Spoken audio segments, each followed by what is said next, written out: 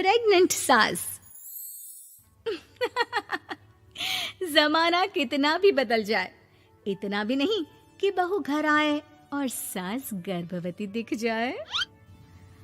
देखो मीरा, माँ का पूरा ख्याल रखना है, उनसे अब काम नहीं होता है। क्यों, क्या हो गया है? तुम्हारी माँ तो हट्टी कट्टी दिख रही है, पूरी शादी में घोड़ी की तरह नाची है, अब क्यों काम नहीं होता उनसे? वो माँ प्रेग्नेंट है ना, बच्चा होने वाला है। मैं कभी भी भाई बन जाऊंगा इस साल के अंत तक। क्या बोल रहे हो? वो सर पर हाथ रखकर बैठ जाती है। यार पहले क्यों नहीं बताया? कैसा मजाक है ये? झूठ बोल रहे हो ना? हाँ, झूठ बोल रहे हो ना? तभी ससुर की आवाज आती है। बहू, पानी गरम कर दे, तेरी सास को दवाई देनी है। समय पर दवाई ना दी तो परेशानी हो जाएगी।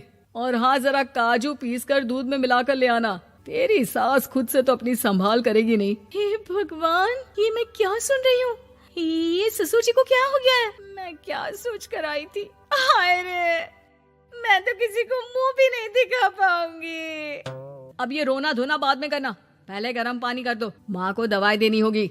और हाँ, रात को माँ के पैरों में तेल लगा देना। बहू को गुस्सा आ जाता है, वो बड़बड़ करती किचन में जाती है जहाँ उसका ससुर खड़ा होता है। एक बड़ी जिम्मेदारी है हम सबके सर ऊपर। इस उम्र में माँ बनना खतरे से खाली नहीं होता। हाँ हाँ पता है, तो क्यों बन गई माँ? अरे खतरे से कम नहीं है तो क्या जरूरत थी लल्ला पैदा करने की? कैसी बात कर रही हो बहू? क्या तुम खुश नहीं कि घर में एक नया मेहमान आएगा, छोटे छोटे पैरों से पूरे घर में घूमेगा? पिताजी, ये हाथ जोड़े आपके, आप यहाँ से जाओ। ये शायरी बाद में बताना, अभी मैं पानी गरम करके थर्मस में दे देती हूँ। सारा दिन पिलाते रहो गरम पानी। और हाँ, ये बच्ची की बात बार बार मुझसे कोई नहीं करेगा। बहू का पारा अब चढ़ा ही रहता था। वो काम तो सारा करती, लेकिन किलस किलस कर। मीरा सारे काम से फुर्सत पाकर बैठी होती है कि माँ का फोन आ जाता है। बेटा, बहुत बड़ी जिम्मेदारी है तेरे सर पर, अच्छे से निभाना। ससुराल में हर किसी को खुश रखना वैसे तो मुश्किल है, लेकिन भगवान ही हिम्मत देता है बहू को हर कुछ सहकर सबको खुश रखने की। क्या बड़बड़ किए जा रही हो माँ? जानती भी हो कि यहाँ क्या चल रहा है? मेरी सास, अरे तेरी सास तो देवी है देवी। कितने खुश हो रहे थे सारे तेरी सूरत देख देख कर। पता नहीं जैसे बहू नहीं कोई मन मांगी मुराद मिल गई हो उन लोगों को। अरे बात तो पूरी सुनो। मन मांगी बुरा तो पूरी हुई है। अरे मेरी सास को बच्चा होने वाला है, प्रेग्नेंट है वो। क्या बकवास कर रही है मीरा? ये बात किसी को कहना मत। मुझे तो बता दिया, लेकिन अब अपनी जबान सिल ले। कहाँ है तेरी सास? बात तो करा मेरी। पूछू जरा, पोता पोती खिलाने की उम्र में खुद का बच्चा खिलाने का शौक कहाँ से आ गया? और आया भी तो बताना तो चाहिए था। अब क्या नाक कटाने के लिए हम लोगों से रिश्ता जोड़ा है? रुक, तेरे पापा से बात करती हूँ। मीरा फोन रखकर लेट जाती है। वो एक सपना देखती है कि उसकी गोद में एक बच्चा खेल रहा है। भाभी की गोद में कितना खुश दिख रहा है ना, लग ही नहीं रहा कि भाभी है। मैं तेरे लिए क्या लाया हूँ, सोने की बालियाँ। तेरी शादी में तो मैं बुढ़ा हो जाऊंगा ना। अरे कैसी बात कर रहा है बेटा, इसकी जिम्मेदारी तो तू ही लेगा। हम लोगों का तो कोई भरोसा नहीं, कब ऊपर वाला उठा ले। बहू को सास को देख देख कर गुस्सा आ रहा था। तभी वहाँ पड़ोसन आ जाती है। अरे बहू, तुझसे तो पूछने से भी डर लगता है कि कब खुशखबरी सुना रही है। अब तो अपनी 1 महीने की ननद की ही जिम्मेदारी संभाल ले, बहुत है। अपने जेवर भी रख देना और पैसे भी जमा करना शुरू कर दे। वो बात आगे बढ़ाती उससे पहले ही बहू जोर से चिल्लाकर उठ जाती है। नहीं नहीं नहीं नहीं, मैं अपने जेवर किसी को नहीं दूंगी। अरे कौन ले रहा है तुम्हारे जेवर? तुम औरतें भी ना सपने में भी जेवर ही संभालती रहती हो। मैंने जो सपना देखा है ना, सुनोगे तो होश उड़ जाएंगे। अच्छा, तुम अपना सपना बाद में बताना, पहले मेरा सुनो। कल मैंने इतना अच्छा सपना देखा कि अगर वो पूरा हो जाता है ना तो मैं तुम्हारे लिए रानी हार बनवा दूंगा। बहू अब सारे गम भूलकर पति का सपना सुनने में लग जाती है। अरे क्या सपना था बताइए ना, बोलिए भी तो, क्या सपना है? मैं पूरा कर दूंगी अगर बात रानी हार की है तो। बोलिए बोलिए। मैंने रात को सपना देखा कि माँ को बेटी हुई है और मुझे बहन। सच्ची, इस घर में बेटी हो जाए तो मैं तो झूम ही उठूं। मीरा का मुंह बन जाता है।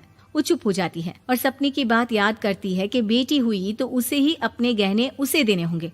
फिर तो रानी हार की जरूरत पड़ेगी ही। भाई लड़की बड़ी होगी, उसकी शादी होगी तो जेवर तो चढ़ाने ही होंगे ना, कहाँ से आएंगे वो?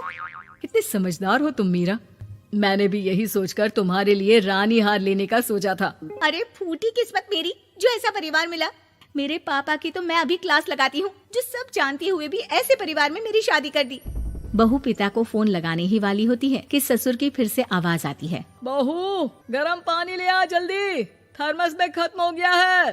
बाद में खबर लेती हूँ मैं पापा की, पहले सास को गर्म पानी दिया हूँ। बहू अभी किचन में काम कर ही रही थी कि मीरा के मम्मी पापा आ जाते हैं। वो हाथ में ढेर सारे फल लेकर आते हैं। मीरा के पिता मीरा के ससुर से कहते हैं, लीजिए भाई साहब, ये फल रखिए, बहन जी को खिला दीजिएगा। वैसे कैसी है उनकी तबीयत? बस पता तो है आपको, ऐसे वक्त में जो होता है बस वही सब। मुझे तो सुनकर बहुत गुस्सा आया था, लेकिन चलिए, भाग्य में जो है लिखा उसे कौन टाल सकता है। डॉक्टर को दिखाए? हाँ, बस डॉक्टर आने ही वाला है। अच्छा हुआ आप लोग भी आ गए। उतने में एक सुंदर सी लेडी डॉक्टर आती है। पेशेंट कौन है आप? अरे नहीं जी, मैं तो बहू हूँ इस घर की।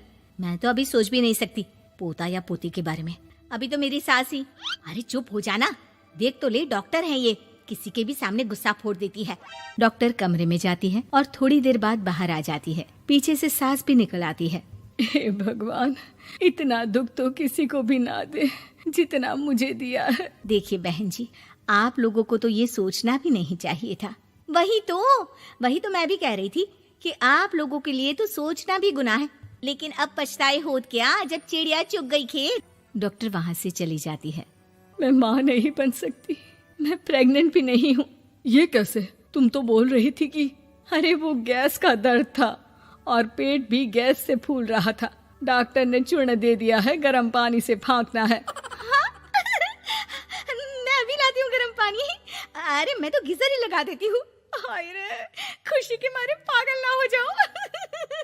अगर आपको हमारी वीडियो पसंद आई है तो प्लीज हमारे चैनल सही राह को लाइक, कमेंट और शेयर करें।